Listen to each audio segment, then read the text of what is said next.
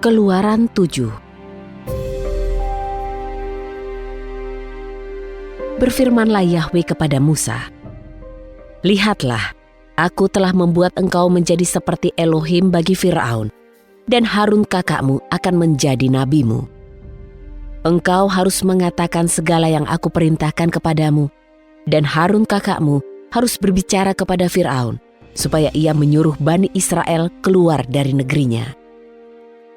Aku akan mengeraskan hati Firaun. Aku akan melipat gandakan tanda dan keajaibanku di tanah Mesir. Tetapi Firaun tidak akan mendengarkanmu. Maka aku akan meletakkan tanganku di atas Mesir, dan aku akan membawa pasukanku, umatku, Bani Israel, keluar dari tanah Mesir dengan hukuman-hukuman yang hebat. Dan orang-orang Mesir akan mengetahui bahwa akulah Yahwe, apabila aku mengacungkan tanganku terhadap Mesir dan membawa Bani Israel keluar dari tengah-tengah mereka." Demikianlah Musa dan Harun melakukan seperti yang diperintahkan Yahwe kepada mereka. Musa berumur 80 tahun dan Harun 83 tahun ketika mereka berbicara kepada Firaun. Berfirmanlah Yahwe kepada Musa dan Harun, "Ketika Firaun berbicara kepadamu dengan mengatakan, 'Tunjukkanlah suatu keajaiban,' maka engkau harus berkata kepada Harun, 'Ambillah tongkatmu dan lemparkanlah itu ke hadapan Firaun,' maka tongkat itu akan menjadi seekor ular." Musa dan Harun pergi kepada Firaun, dan mereka melakukan seperti yang telah Yahwe perintahkan. Harun melemparkan tongkatnya di hadapan Firaun dan hamba-hambanya, dan tongkat itu menjadi seekor ular. Lalu Firaun juga memanggil orang-orang pintar dan para penyihir, dan mereka juga melakukan yang demikian dengan ilmu mantra mereka. Setiap orang melempar tongkatnya, dan tongkat-tongkat itu menjadi ular. Tetapi tongkat Harun menelan semua tongkat mereka. Hati Firaun dikeraskan, sehingga ia tidak mendengarkan mereka seperti yang telah Yahwe firmankan. Berfirmanlah Yahwe kepada Musa, "Firaun berkeras hati, ia menolak membiarkan umat itu pergi. Pergilah kepada Firaun di pagi hari, pada waktu ia sedang menuju ke air itu. Berdirilah di tepi sungai, dan peganglah tongkat di tanganmu yang telah berubah menjadi ular itu.